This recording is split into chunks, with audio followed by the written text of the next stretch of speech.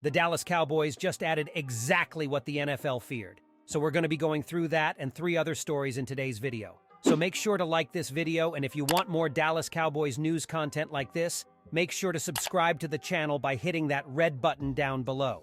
The first story is Cowboys sign Ben Banogu and Tyron Johnson, and this has feared the NFL. There's a new face heading to the Dallas Cowboys locker room as they begin the conclusion of mandatory minicamp, but it's someone they're not entirely unfamiliar with, considering he played college ball down the road.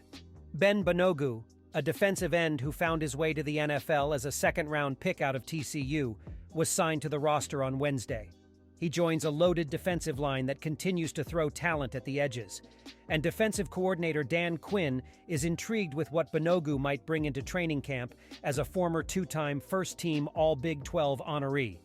A native of Nigeria, the former Horned Frog was selected by the Colts in 2019, where he's played ever since, at least prior to Quinn and head coach Mike McCarthy getting their hands on him this summer. Banogu joins a pass rush group headlined by Micah Parsons and DeMarcus Lawrence, and one that isn't lacking for immediate depth when factoring in Dorrance Armstrong's career-best season in 2022, the return of Dante Fowler, and the expected level-up from former second-round pick Sam Williams, not to mention the coming ability for rookie first-round pick to flex, so forth and so on. The ability and skill set for Banogu to make some waves in training camp is evident, however, in looking at his film from the collegiate days in Fort Worth.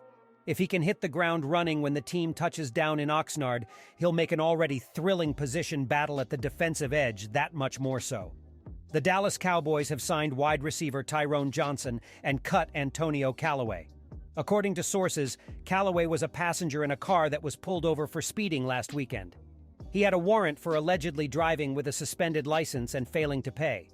Dallas signed Callaway to its practice squad after a workout in November, but didn't dress for any games. The Cowboys signed him to a reserve futures contract in January. Now he's gone. So with that done and over with, the team held a workout for a handful of players on Monday, and the team signed Johnson to take his place for now. The others the Cowboys had in for workouts included N'Keal Harry and Lynn Bowden, plus quarterbacks Jacob Eason and Bryce Perkins, and 2 defensive backs, Jordan Miller and Thakarius Keys. As of now, Johnson is the only player the team signed. The 5th-year wideout has spent time with 9 different teams. A little worrisome. Worrisome because Johnson hasn't been able to hang around with a club for an extended period. He is only 27 and has run a 4.3640, but with the 9 teams Johnson has played for, he has only appeared in 4 games. After going undrafted in 2019, the only real playing time he saw came with the Chargers during his rookie year. They promoted him to the active roster in October. All 3 touchdowns and 398 of those 422 total yards came during that year with Los Angeles. With all that said, Johnson will at least be on the roster for the minicamp this week. He takes that seat for now. I think the reason he continues to get a lot of chances is because of his speed. He can flat out run. A 4.340 will get you many chances in the NFL. And here we are again. If you have read any of my other recent posts, I have talked a lot about the wide receiver number 4 being wide open on the depth chart. Maybe Johnson can step right in and challenge the likes of Jalen Tolbert, Simi Fehoko, and Dennis Houston for that spot. Let's see how this plays out, but right now he is just a body the team can bring to camp. Because of that speed, he showed flashes with the Chargers. Let's hope he brings that to Dallas. Might not even be a bad option if they just want to use him a time or two for a go route or something similar. After the mandatory minicamp this week, the team will have another round of OTAs on June 13th, 15. Finally, near the end of July, the Cowboys will host training camp before the team's first preseason game on August 12th. A lot of questions are going to be answered not only this week, but over the next month and a half for both sides of the football. Looking forward to who wins the battle for the last wideout spot on the depth chart. It would be hard to imagine it being Johnson, but you never know. The third story is Dallas Cowboys center. Tyler Biadasz is focused on being the best center in the NFL in 2023. The Dallas Cowboys have a lot of contracts to tend to in the coming months. Much has been said and discussed on this front. With each passing day, a bit more sand drips down the hourglasses of Trayvon Diggs, CeeDee Lamb, and to a different degree, both Dak Prescott and Micah Parsons.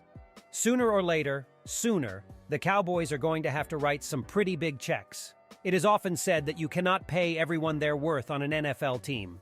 And while that is true, it is important not to let high-level contributors slip through the cracks. When discussing players in need of contracts in the near future, above are the names constantly brought up, and every now and then offensive tackle Terrence Steele manages to squeeze his way into the conversation. Even with Steele's inclusion, we are still leaving somebody that exists at the center of things, quite literally, out of the discussion. We know full well that the upcoming 2023 season is a contract year for cornerback Trayvon Diggs, thanks to all of the discussions that have been had as noted up above. It is also a contract year for another member of the Diggs and Lamb draft class. We are talking about center Tyler Biadasz. You may have forgotten by now that the Cowboys traded up to draft Biadasz in 2020. He has allowed them to sort of Indiana Jones idol swap players at center as they dealt with the retirement of Travis Frederick that very same offseason. One Wisconsin Badger out, one Wisconsin Badger in. Biadasz is not a player who speaks often or does too many media appearances, but he did show up on Thursday's edition of Good Morning Football to discuss a variety of things, including how important the season is for both the team and him personally. You can watch a portion of the interview right here. Biadasz fielded some of the standard Cowboys questions of this offseason, like how the team is handling moving on from running back Ezekiel Elliott, and he was also probed on which defensive line is most difficult to go against. He didn't really answer the latter, but he did mention that Philly is a rather loud environment overall. At the beginning of the interview, he was asked about 2023 and the significance that it has for everyone involved as mentioned. His answer was rather chalk, but still a reminder of what's at stake for both he and the Cowboys as a whole this year. Like his predecessor, the aforementioned Travis Frederick, Biadasz is a rather quiet person. His answers were short and to the point for the most part. The portion of the interview where he was the most animated was when he was doing yoga with the group. Seriously, Biadasz mentioned that yoga and meditation are important to him and his overall health. Part of his appearance on GMFB was actually to promote another important thing in his life, his Center of Change Foundation, which is helping to fight against food insecurity. You can learn more about them at their temporary website by clicking right here. It is certainly true that the Cowboys cannot pay everybody, but Biadasz has been one of their more consistent players for almost all of his 3-year career to this point. It would behoove the Cowboys to get something done with him before things potentially get more expensive next offseason. The fourth story is Cowboys defensive linemen vastly undervalued by national media. The Dallas Cowboys have done an excellent job of finding defensive line talent in the NFL draft and free agency over the last several years. In 2022, the Cowboys ranked 4th in the league in sacks with 55, led by the 13.5 put up by All-Pro Micah Parsons. It's the pressure that Dallas gets up front on defense that has been the catalyst for leading the NFL in turnovers for the last 2 seasons.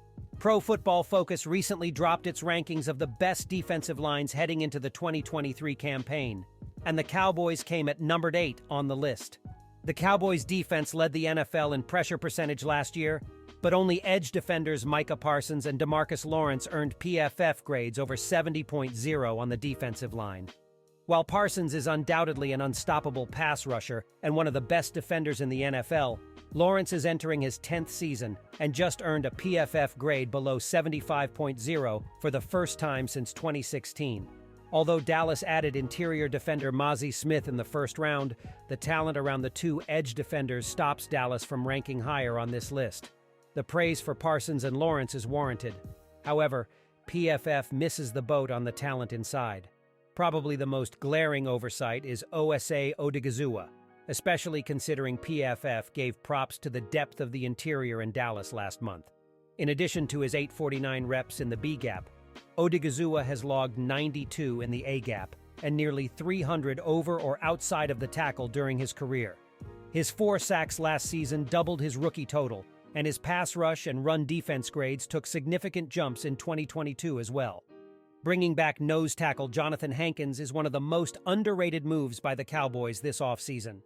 His presence as an anchor and drawing double teams made the Cowboys' run defense look a lot better than years past before he suffered a pectoral injury last year that forced him to miss the last month of regular season action.